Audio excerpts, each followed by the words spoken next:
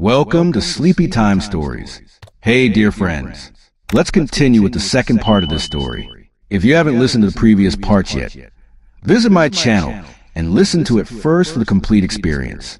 Now, get comfortable, relax, and enjoy the story. Settle in, find your most comfortable position, and let the world around you grow soft and distant. Tonight, we journey back across the ages to a time when the stars looked down upon a very different world. Let your breath slow, let your thoughts drift like leaves on a gentle stream, and listen, you are 18 summers old. You place one foot in front of the other for 250 kilometers.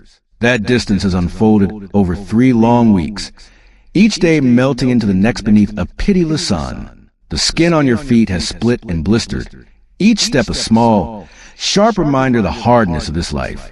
Your back screams in a constant, dull language of pain, bent as it is beneath 30 kilograms of gear. Your weapons, your rations, your shield, your mat, everything you own and everything you need to survive. Your tongue feels thick and swollen inside your mouth, a dry and aching muscle because the water you carry is measured out in cruel, small portions. Your sleeping mat, woven from reeds, lies spread upon sand that still radiates the captured heat of the day. Beside you, the man on your right breathes in heavy, rattling snores, lost in a depth of sleep you cannot seem to reach. And above you, the desert sky stretches forever, a dome of deepest indigo where the stars are not gentle and twinkling as they appear from home. They are sharp, hard, like chips of ice or splinters of white-hot metal, brighter and more savage than any night sky you have ever gazed upon. In 4 small hours, the trumpets will shatter this fragile quiet. Their bronze voices will cut through the pre-dawn chill, and you will rise.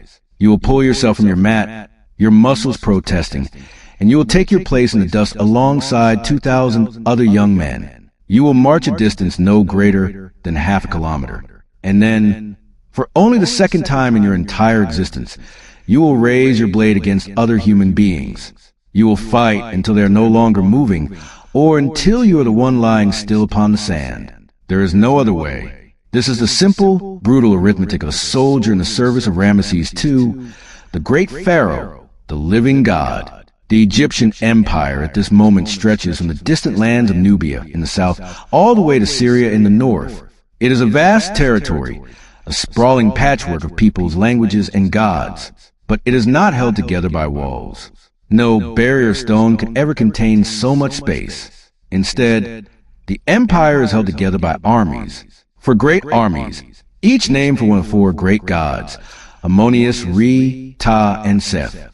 Each army is composed of 5,000 men. Each army is constantly on the move, constantly on campaign somewhere along the ragged edges of the empire. The territory is simply too large to defend from fixed positions, too vast to guard with fortresses alone. So Egypt sends columns of its young men marching out across the burning deserts.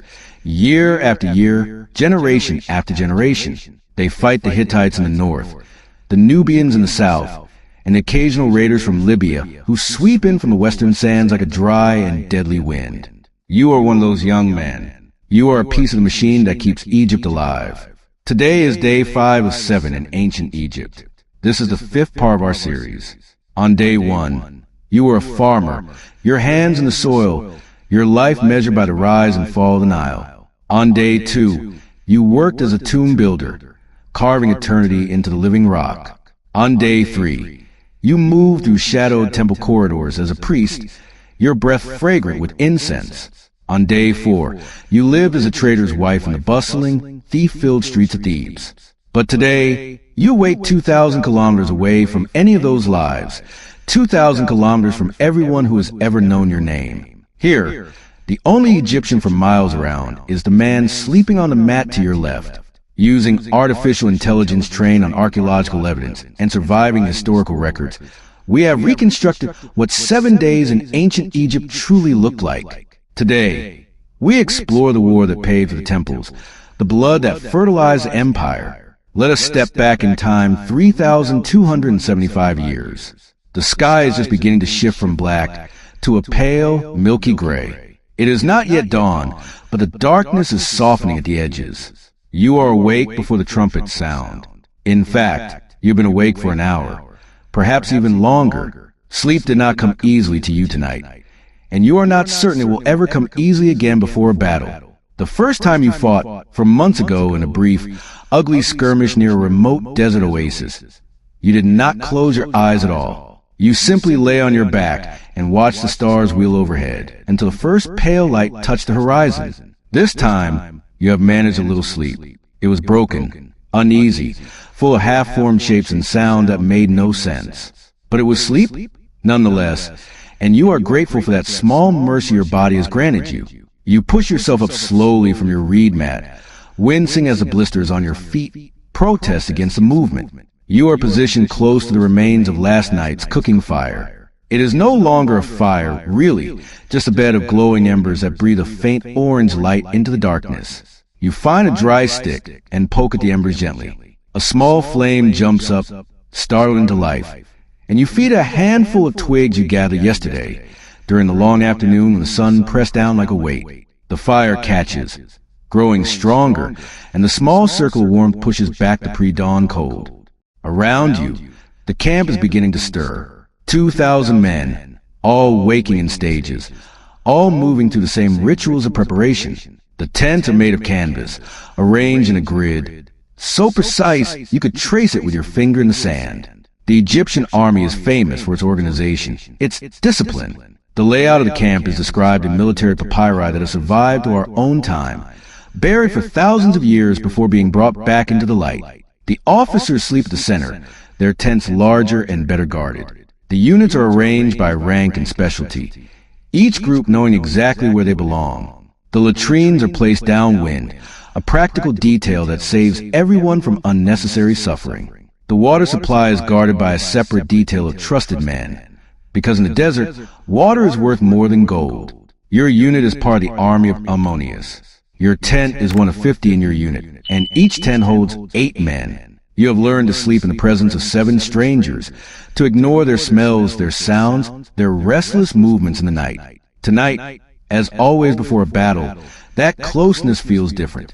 There is a tension in the air that you can almost taste, metallic and sharp. You eat a piece of dry bread, stale and crumbling. You wash it down with a cup of beer from a bronze flask you keep tied to your belt.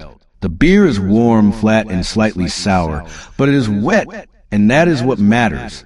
The bread tastes like nothing, or rather it tastes like every other piece of bread you have eaten for the past 3 weeks. You chew mechanically, not really hungry, but knowing you need the strength.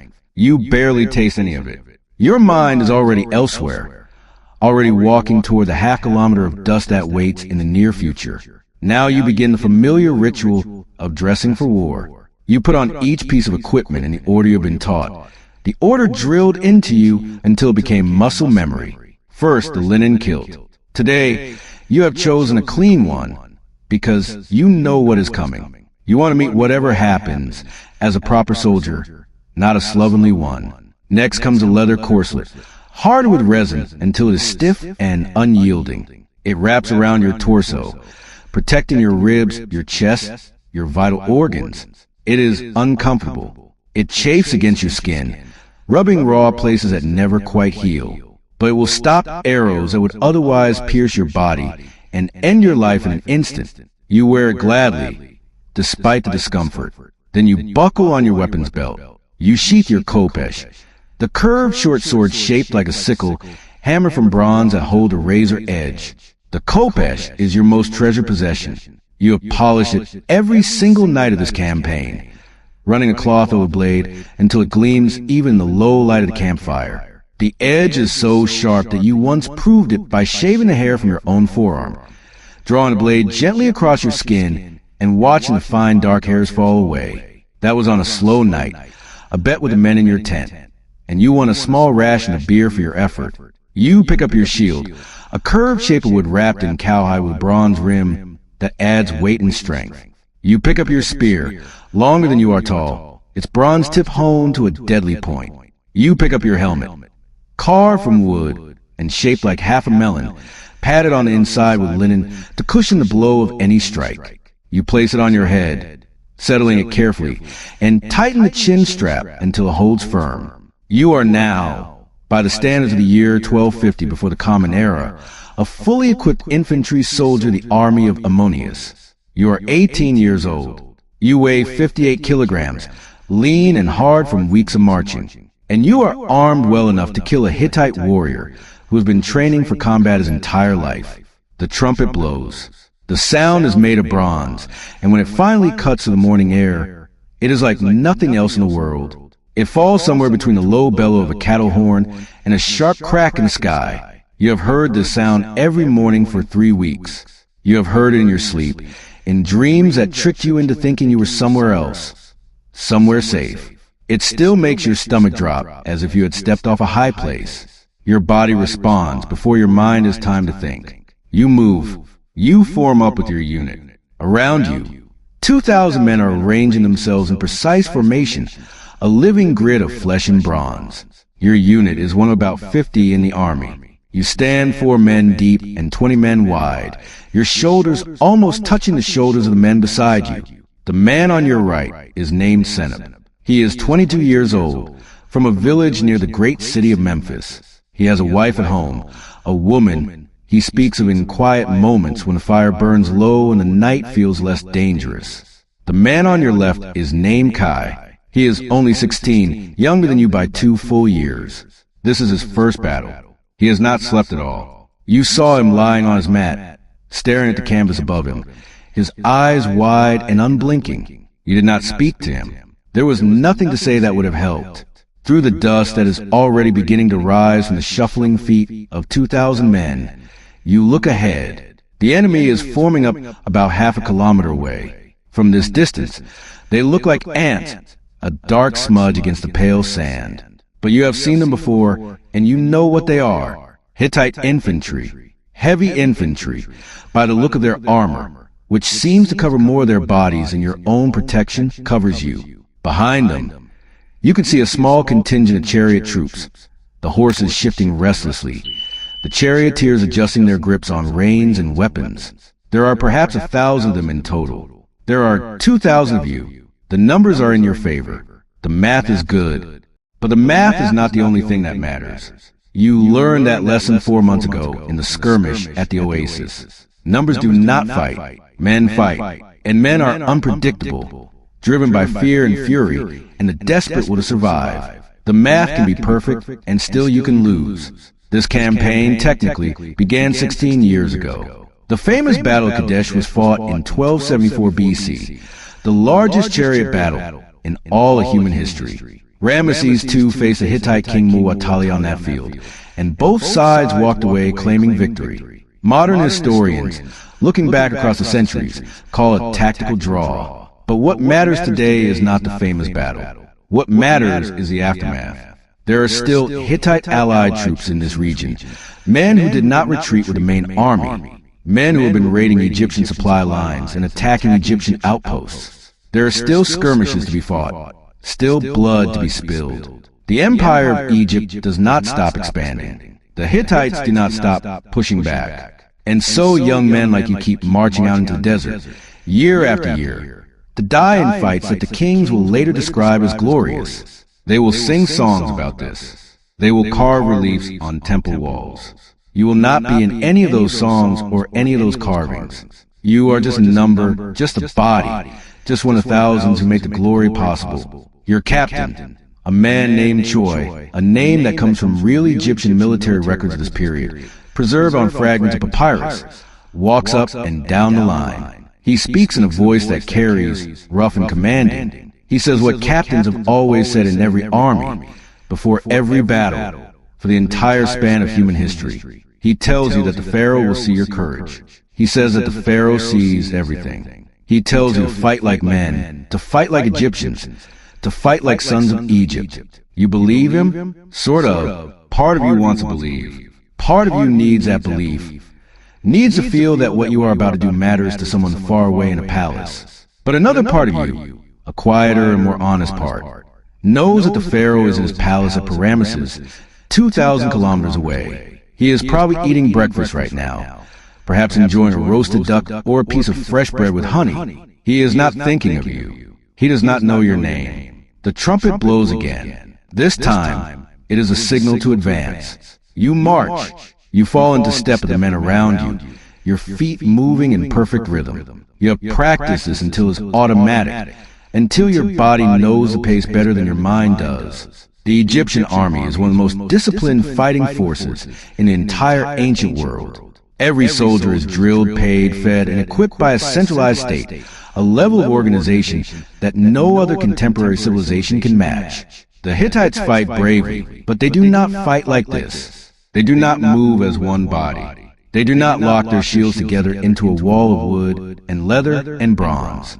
You move forward in a long line, your shield interlocking with Seneb's on your right. You feel the pressure of his presence beside you, a solid, living weight. On your left, young Kai adjusts his grip on his spear, his knuckles white. He is trembling. You can see it in the small movements of his arm. You want to tell him something, some words of comfort or wisdom, but you have nothing to give him. You are as afraid as he is, and you have learned that fear does not listen to advice. The dust rises. It fills the air, coats your tongue, stings your eyes. The Hittites are getting closer. You can see them now as individual shapes, not just a dark smudge. They have bronze helmets, leather skirts, shields that catch the morning light, and then the arrows start. Hittite archers, stationed on the flanks, have been waiting for this moment. You see them draw their bows, lean back, and release. The first volley arches up, black against the pale sky,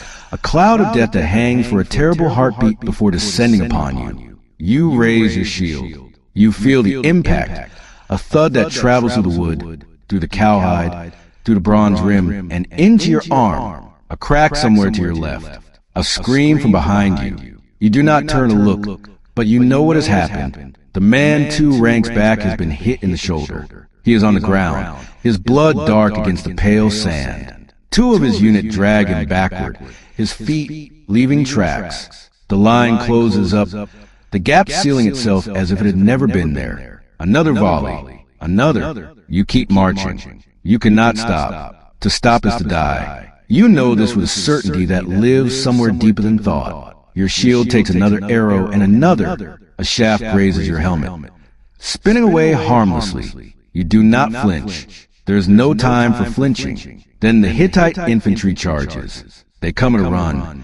Their war cries fill in the air, a sound that is half scream and half song. And then there is no more time for thought at all. You will not remember most of what happens next. The human mind is not built to record battle in sequence.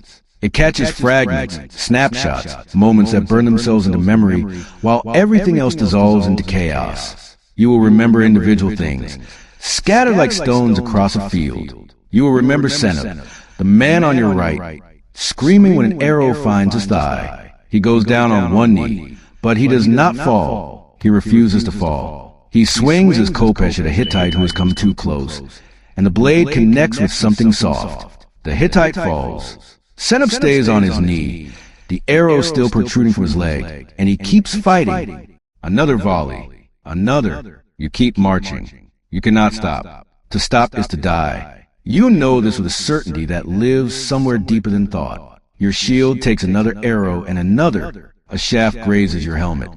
Spinning away harmlessly, you do not flinch. There is no time for flinching. Then the Hittite infantry charges. They come at a run. Their war cries filling the air, a sound that is half scream and half song. And then there is no more time for thought at all. You will not remember most of what happens next. The human mind is not built to record battle in sequence. It catches fragments, snapshots, moments that burn themselves into memory, while everything else dissolves into chaos. You will remember individual things, scattered like stones across a field. You will remember Seneb, the man on your right, screaming when an arrow finds his thigh. He goes down on one knee, but he does not fall. He refuses to fall. He swings his Kadesh at a Hittite who has come too close, and the blade connects with something soft. The Hittite falls. Seneb stays on his knee, the arrow still protruding from his leg, and he keeps fighting. You will remember the smell, the dust, yes, but also the blood. It has a copper scent, heavy and sweet, and it mixes with the smell of sweat and leather and the strange metallic taste that coats the back of your throat. You will remember the sound your shield makes when a bronze sword strikes it. It is a deep, hollow thunk that runs up your arm and into your chest, a sound you feel as much as hear. and you will remember one moment more clearly than any other. It will stay with you for the rest of your life, replaying itself in quiet hours, in dreams, in the spaces between thoughts. A Hittite soldier comes at you. He is wearing a kilted leather skirt and a bronze helmet. His beard is braided in Hittite fashion, dark and carefully arranged. His eyes are wide, wild, filled with something that might be fury or might be fear. He raises a bronze sword. You bring your shield up to block the swing. At the same time, you bring your Kadesh down. Your blade catches him on the side of the neck, just below the helmet. There is a brief, awful resistance, the sensation of cutting through something that does not want to be cut. And then the blade goes through, and he goes down. He is on the ground, and you are still standing. You do not have time to think about this. The line is pressing forward. Senab is back on his feet, the arrow still in his thigh, swinging at someone else. Kai is somehow still alive on your left, his face pale as milk, his shield raised. You move. You keep moving. That is all you can do. Midday. The battle ends. It does not end with a dramatic final charge or a great shout of victory.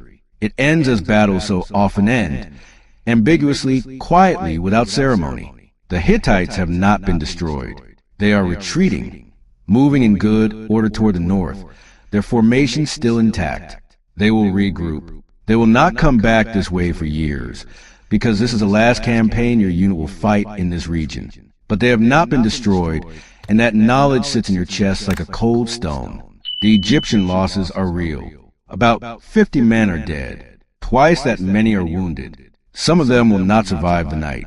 The Hittite losses are perhaps double, perhaps more, but it is difficult to count bodies in the aftermath of chaos. The dead are dragged away on carts, their limbs dangling over the edges. The wounded are carried to the army's small medical tent, where surgeons trained at the temple medical schools of Thebes and Memphis work with practiced hands. They have honey for wounds, linen for bandages, and knowledge passed down through generations. You eat. You are not hungry, but you eat anyway. Bread, beer, a piece of dried meat from your pack. You sit on the ground beside Senab, who is being treated by a junior medic. The medic grips the arrow in Senab's thigh, pulls it out in one smooth motion, and Senab grunts but does not cry out. The medic packs the wound with honey, the thick golden liquid that never spoils, and wraps it in fresh linen. He tells Senab to drink water, to rest, to keep the bandage clean. Senab nods. He looks at you. He does not say anything. You do not say anything either. You both understand. There is nothing to say. You spend the afternoon walking the battlefield, looking for arrows that can be reused. Bronze arrowheads are expensive, too valuable to leave lying in the sand. Every army recycles them, stripping the dead of anything useful. You collect about a dozen, pulling them from the ground, from the bodies, from the shields that were abandoned. You add them to a basket your unit will turn over to the army quartermaster. It is grim work, but it is work, and you are grateful for something to do. You find the body of the Hittite you killed. He is younger than you thought, perhaps 20 years old. Perhaps even younger. His braided beard is matted with blood, dark and thick. His eyes are open, staring up at the sky, at the hard, sharp stars that will appear again tonight. You stand over him for a long minute. You do not pray. You do not speak. You think about him. You will think about him for the rest of your life. You will not tell anyone about him. Not your future wife. Not your future children. Not the friends you will drink with 20 years from now in a small wine shop near the docks of Thebes. He becomes a permanent room inside you, a space that no one else will ever enter. You turn away. You walk on. Evening. The army camps. The cook fires are larger tonight, more numerous than usual. There is a celebration in the air, a sense of... You sit by the fire. Senab is beside you, his thigh wrapped in clean linen, a cup of wine in his hand. He is telling a joke. It is a bad joke. The kind of joke that would not make anyone laugh on an ordinary night. But tonight, everyone laughs anyway. The laughter is loud and genuine, a release of tension that has been building for days. Young Kai is asleep already, slumped against a saddlebag. He has not eaten. He has not spoken since the battle ended. You will check on him in the morning. For now, let him sleep. You think about home. Home is your mother's house in a village just south of Thebes. Your mother is 54 years old. She is a widow. Your father died when you were 11, killed by the bite of a horned viper he stepped on while harvesting barley. He was dead before the sun went down. You remember his face, but the memory is growing softer at the edges, like a piece of cloth washed too many times. You enlisted in the army at 16 because the army was the only path that offered regular grain rations and a small chance, but a real one, of advancement. If you serve well for 10 years, you will be granted a small farm of your own, 5 acres, a house, a wife. You will in fact get this. 12 years from now, when you are 30 years old, you will be discharged with land. You will marry a woman named Tastenet. You will have 4 children. You will live to see 2 of them grow into adulthood. You will die at 53 of a fever during the 2nd year of the reign of Ramesses' son, Merneptah. Your tomb will be small and unremarkable, a modest resting place that will one day be buried by sand and forgotten. Your name will not be preserved.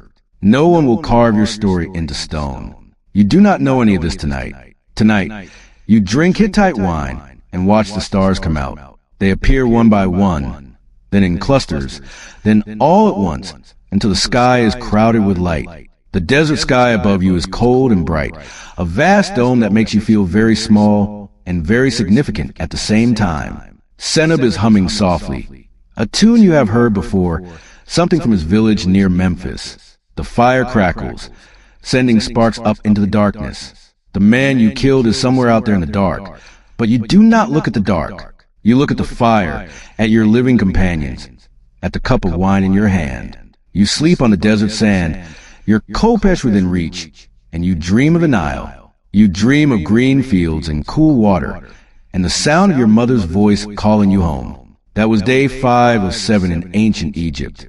The soldier, 250 kilometers of marching, a short, ugly, ambiguous battle fought in the middle of nowhere. A young man of 18 who killed another young man of perhaps 20 and carried that quiet weight home for the rest of his life. Tomorrow, on day 6, you will no longer be a soldier. Tomorrow, you'll find yourself back in Thebes, not as a farmer or a tomb builder or a priest or a trader's wife, but as a physician, a swenu, in the Egyptian word, trained in the medical traditions of the House of Life at Karnak. You will treat a stonemason's infected hand with an Egyptian remedy that, 3,000 years before the discovery of penicillin, actually works. You will mix honey and a certain kind of mold, apply it to the wound, and watch the infection recede. And in the afternoon, you will lose a patient that no medicine in 1250 BC could possibly save.